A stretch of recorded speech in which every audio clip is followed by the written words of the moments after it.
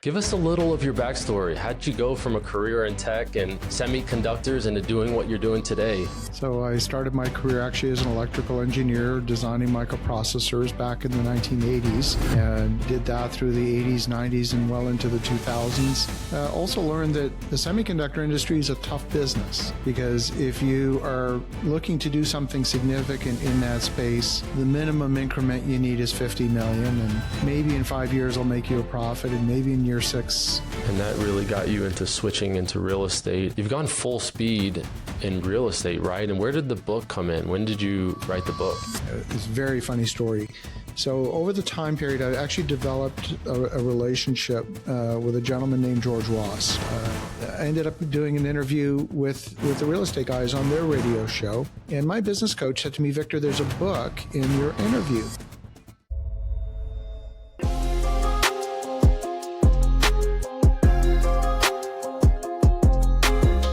Welcome back to the Growth Under Pressure podcast. I'm your host, Eric Josowitz. Today, I'm joined by Victor Menasce. He's an investor, developer, author of The Magnetic Capital, and the host of the Real Estate Espresso podcast. Victor, thanks for joining. Great to be here. Give us a little of your backstory. How'd you go from a career in tech and semiconductors into doing what you're doing today? Yeah, it's not the usual career path, that's for sure. So I started my career actually as an electrical engineer, designing microprocessors back in the 1980s, and did that through the 80s, 90s, and well into the 2000s. Rose up through the ranks of both public and private telecom and semiconductor companies. Did one IPO, 5 mergers and acquisition transactions over that time period, and learned an awful lot about business, entrepreneurship, developing product for specific customers. And along the way, also learned that the semiconductor industry is a tough business, because if you are looking to do something significant in that space, the minimum increment you need is 50 million, and maybe in 5 years it'll make you a profit, and maybe in year 6, like it's hard to raise that capital unless you have the depth of pockets of an Intel or a Samsung, someone like that. It's a very difficult business.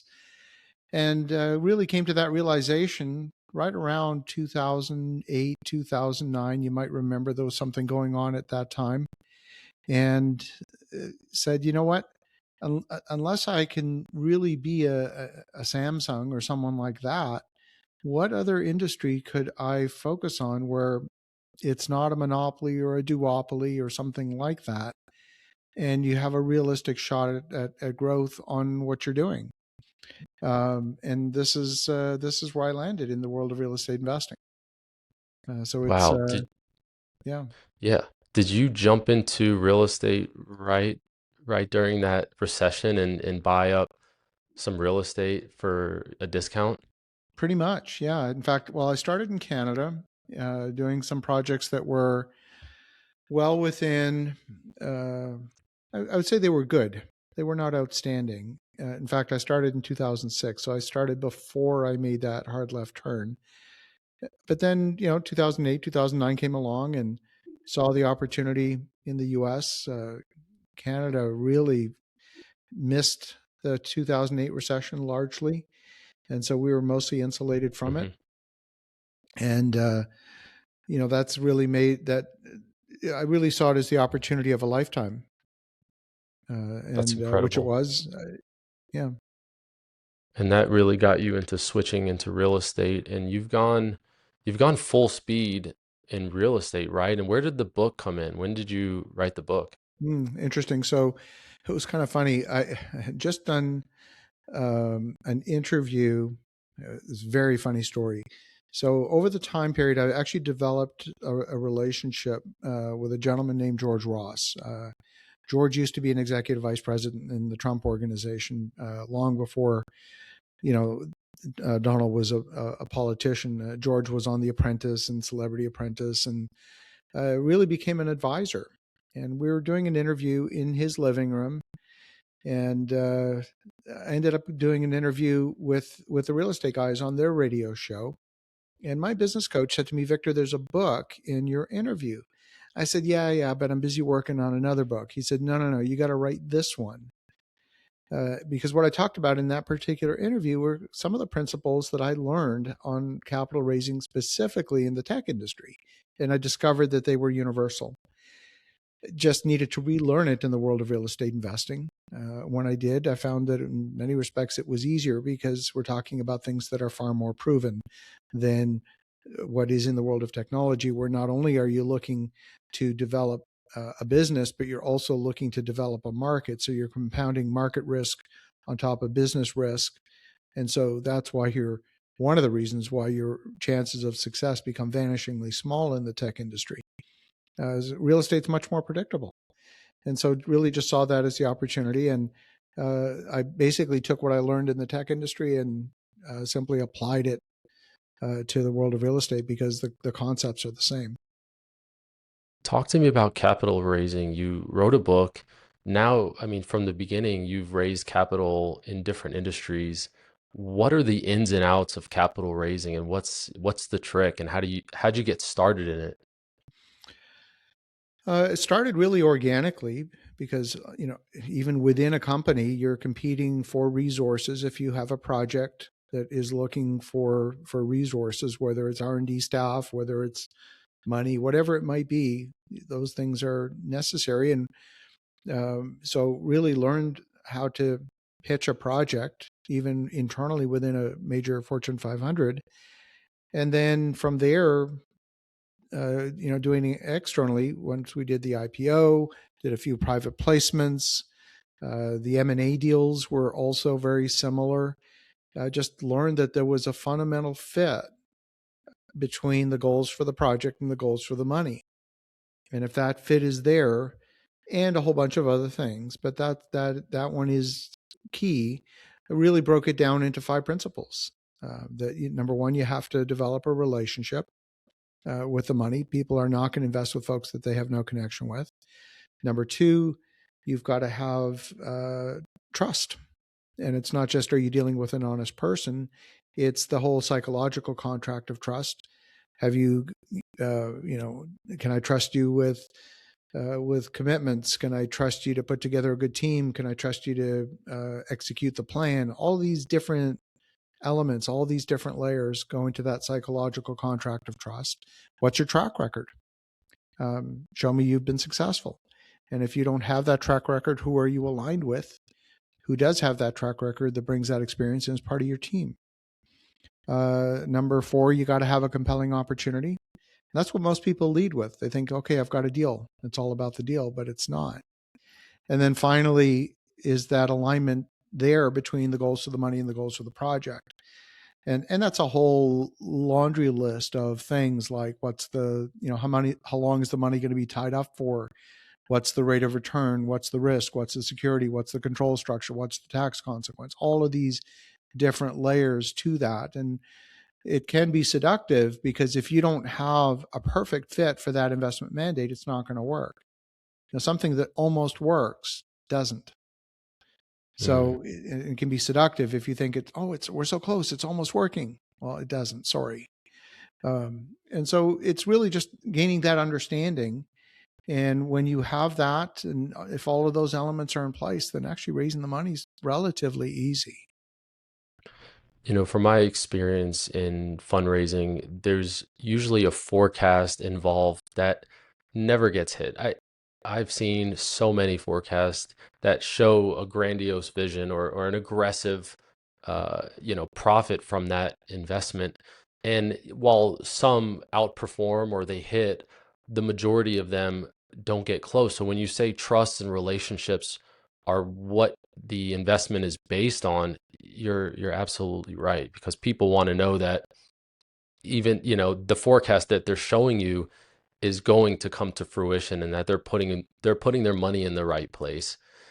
And I'm actually looking at an investment myself, and the person I've been talking to lead the development is bringing someone else in, and my thought is, look, I'm investing in this project, and you on the development side, I don't really know too much about this person. And that when that trust factor leaves, the deal crumbles a little bit. And that's, Absolutely. yeah, and Yeah, that's kind of absolutely. my basic understanding. But is that, do you see a lot of that? For sure. I mean, I'll give you an example, and it's not from real estate. So when I was, the year was 2003, late 2003, early '04. We were looking to acquire a division out of IBM. And I didn't personally, it was my idea. I didn't personally have the track record to go buy IBM's microprocessor division. And I didn't have what we thought at the time was $250 million rattling around in my pocket either. And so I had none of what was necessary to actually pull this off. What I started with is finding the brain trust, putting together the A team of folks who had been part of the original joint venture between Apple, IBM, and Motorola around the PowerPC architecture. And I got that brain trust together. So I literally pulled together the A team. And when I had that, so I hired my boss, right? My boss had run the computer products division of Motorola, later Freescale, working directly across the table from Steve Jobs, and supplying processors into the Mac OS. And then he ran the automotive division of Motorola, and he had 52% global market share in powertrain engine control. So someone with a very high degree of street credibility. And I took Brian with me down to Wall Street and to get into these conversations, because otherwise it was going to be Victor who, right? Mm-hmm. And so it's real. And I had no ego around the fact that, Brian would be the guy, not me.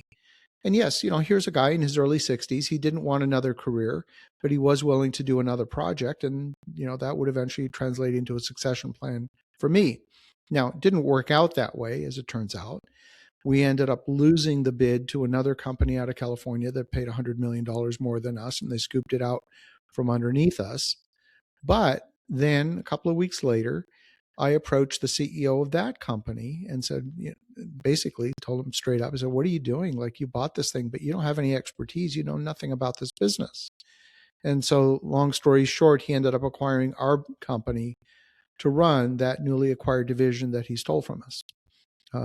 So it was still running the same business, different ownership structure, part now of a public company again.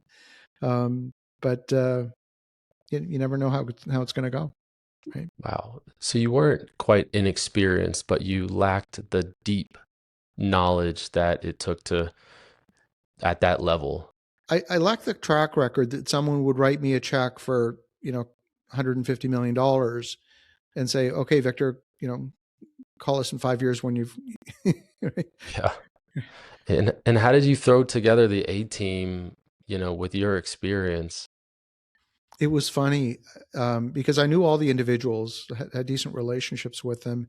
And when I pitched the idea to them individually, every single one, without exception, the first reaction was they got this big grin on their face, and they couldn't stop smiling, like it was too audacious an idea and it was too beautiful. And they said, "Yeah, absolutely, let's do this."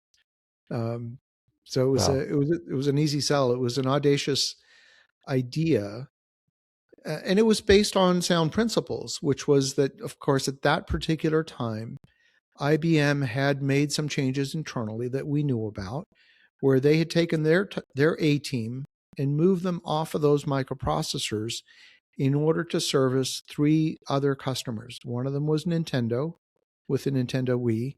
Second was Sony with the PlayStation 4. And the third was Microsoft with the Xbox 360. They actually got the triple crown of gaming.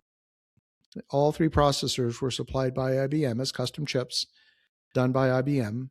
And so then they had these other 100 customers with good products, and those customers were basically left kind of ignored. And so we said, you know what? You're not doing these other customers a great service here. And these are not insignificant customers. We're talking Cisco, Hewlett Packard, Brocade. Yeah. I mean, these are customers that matter. So we said, let's us run that business. And the reason even IBM was willing to talk to us wasn't that we could bring the money and buy the business. It was that we understood that if we screwed up, the customers would get mad at IBM. They wouldn't get mad at us. So it was our job to protect the IBM brand. And it was that demonstrating knowledge of that um, market reality that made them even willing to talk to us. And we had the pedigree and all the rest, but it's really understanding what your role is, your fiduciary responsibility. And so when you get into capital discussions with, say, real estate investors, it's the same thing. It's demonstrating that you understand your fiduciary responsibility. I mean, we have projects where technically we're owed developer fees, and we delay as late as possible in the project even taking those fees. We have projects quite transparently have not gone the way we would want them, and we have taken zero fees. So we can say, look across the table at the investors with integrity and say, yep, this project is stalled. The market conditions changed, and we're there with you. We're working for free right now. We're working to protect your investment, and we have not taken a penny of developer fees. That's an integrity position. Yeah, and that integrity is so important. You having that fiduciary responsibility and showcasing that to them is so valuable. I still can't get over the relationship part, how you can put that team together.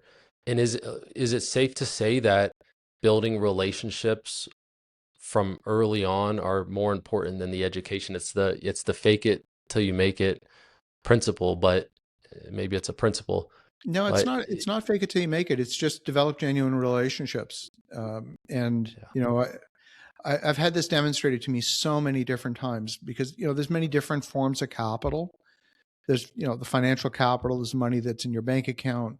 There is your physical capital, your health. There is relational capital, the value of those relationships, and relational capital can be among the most valuable. I know a very great example of someone who I met who at 69 years of age, he had grown up in the furniture industry, sold his business to Steelcase, retired, got bored, and from age 69 to age 70, restarted his furniture business from scratch in North Carolina. And in his first year went from a standing start to 25 million a year in revenue. Wow. Right? It's Yeah, not that he I knew how believe to that. build a factory. It's not that he knew how to manage a factory. It's none of that. I mean, yeah, that was all important and essential, but he knew who to call to get the orders. It was the relational capital that enabled him to make that transition.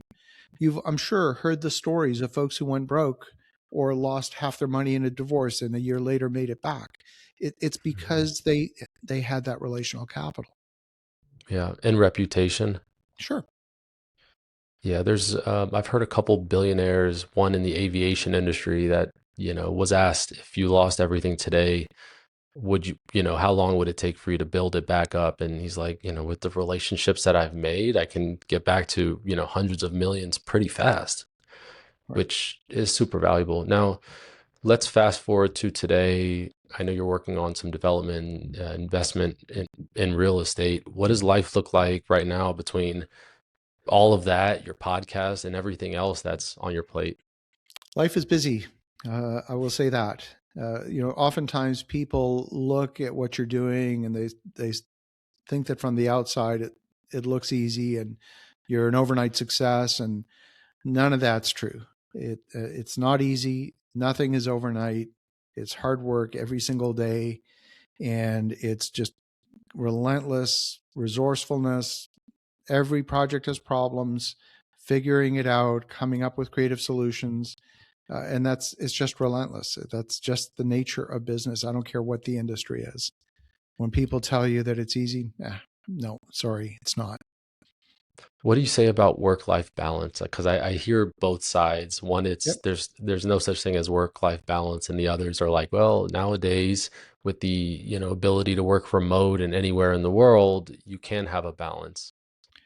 I think where the balance exists, I mean, I'm actually not in my home office or an office at all. I'm here in a resort in Mexico, and it's a beautiful setting. I'm not shoveling snow, and so all of that's great.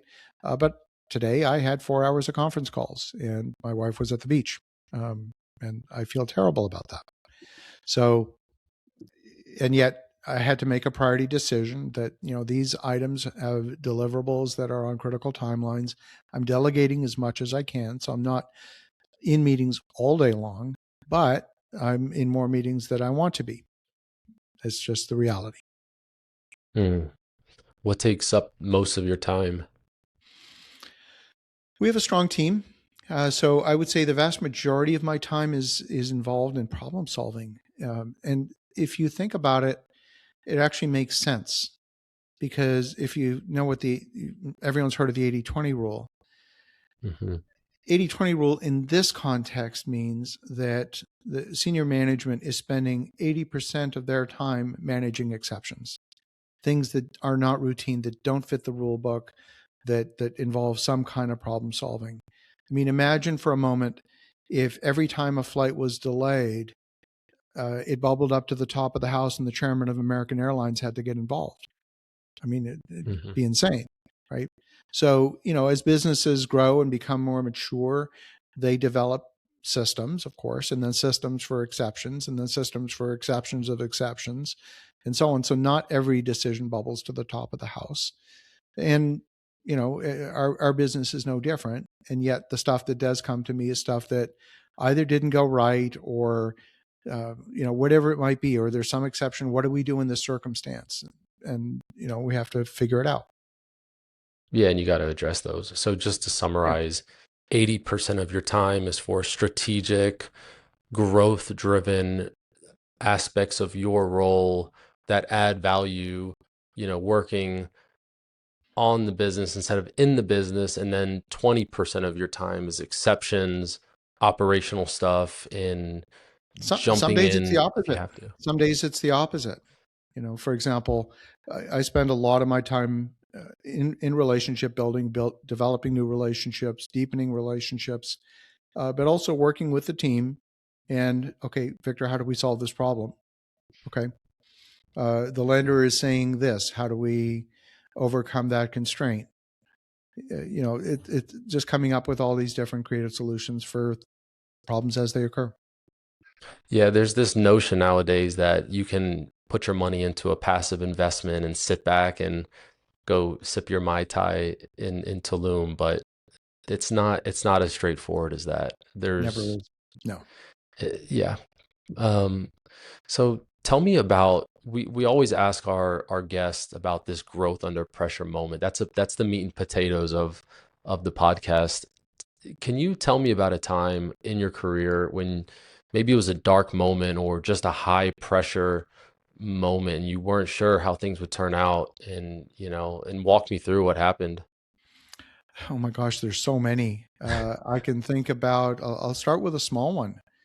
This would have been in the wake of 2008. We ended up acquiring, and this was early in my real estate career, we ended up acquiring a bunch of properties from the Philadelphia Housing Authority in an auction. We bought 15 properties in one day, and we ended up redeveloping eventually all of them. But the first four that we did were smaller properties, all within a 10-block radius of Temple University, and we got them finished. Wanted to get out of bridge financing, which was expensive money at the time, into permanent financing. The properties were all leased, and we got turned down, I can't remember, 2 or 3 times by lenders. And it was like, oh my gosh, how are we ever going to get out of this expensive money, and how are we ever going to get the investors repaid? It felt very dire.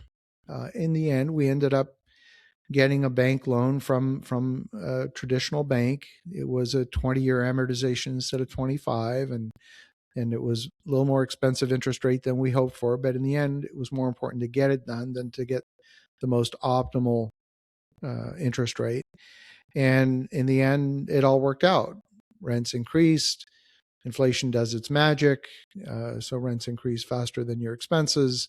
And what looked like a very marginal situation back in whatever year that was, 2011, 2012, in the Hmm. end, by 16, 17, 18 was looking like a home run. That's wild. And that's a small one. So That's you got a big one for me? there's there's so many. We ended up acquiring, and we're in it right now. It's going to work out. I know it will. We ended up acquiring a property in Colorado Springs. It was actually owned, if you remember the Marlboro Man in the cigarette commercials. Hmm. It was his cattle ranch. It's 1,800 acres on the edge of Colorado Springs. We ended up acquiring it all cash. It's a massive property. The perimeter is 7 miles. I mean, it's huge. Wow. It's nestled between the boundary of the city, and Schriever Air Force Base, which is U.S. Space Command. Beautiful property, very developable. And we successfully got a master plan put together for, I don't know, 7,000 homes and commercial, retail, schools, police, fire, substations, the whole 9 yards, successfully annexed into the city. And another developer initiated a public ballot, a special election, um, under the guise of water sustainability, that to have a public ballot overturn the decision by city council. And he spent, I don't know, probably a couple of $1 million getting petitions, getting guys to stand up in front of Costco and collect signatures in this massive petition. And they won. So we got kicked back out of the city into the county. Wow. Fascinating, right? So now we're developing in the county, and so that's our plan B, and we have a plan C and a plan D, and so on. Fortunately, we own the property all cash, no debt.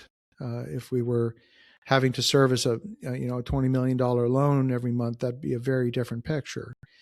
But it's a desirable property. It's a valuable property. The location is fantastic. There's need for housing in the area. You've got Schriever right next door with 7,000 people that go through their front gates every day. And so it'll get done.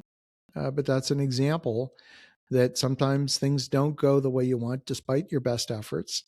And it's okay, put one step in front of the other and make sure that you've got the right people on the team, which I think we do.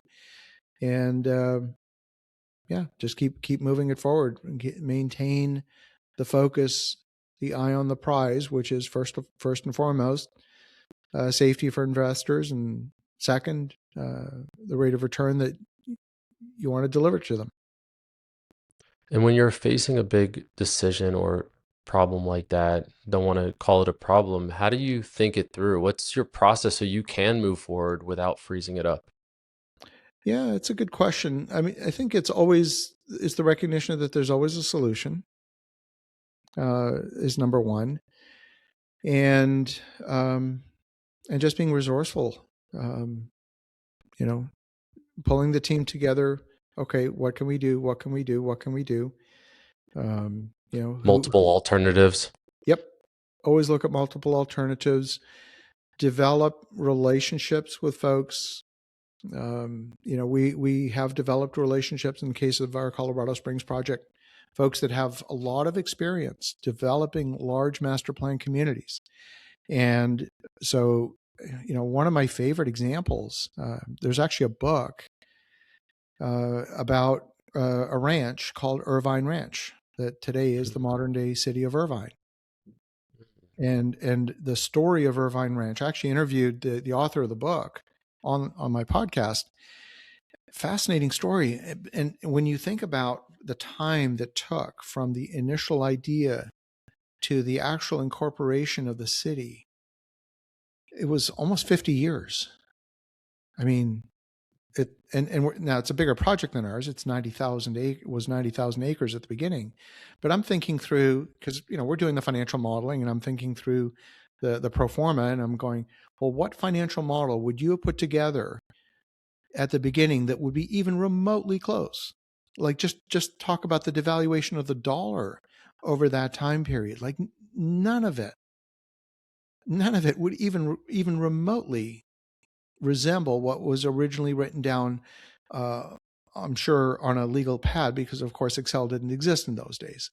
So, right. It's very difficult to predict that far out. And when I do a financial model, because I'm a finance professional, it's 2 to 3 years out the most. I mean, if it's high level, yeah, 5 to 10 years, but there's only so many variables you can predict. Now, I want to jump into a rapid fire, but Sure.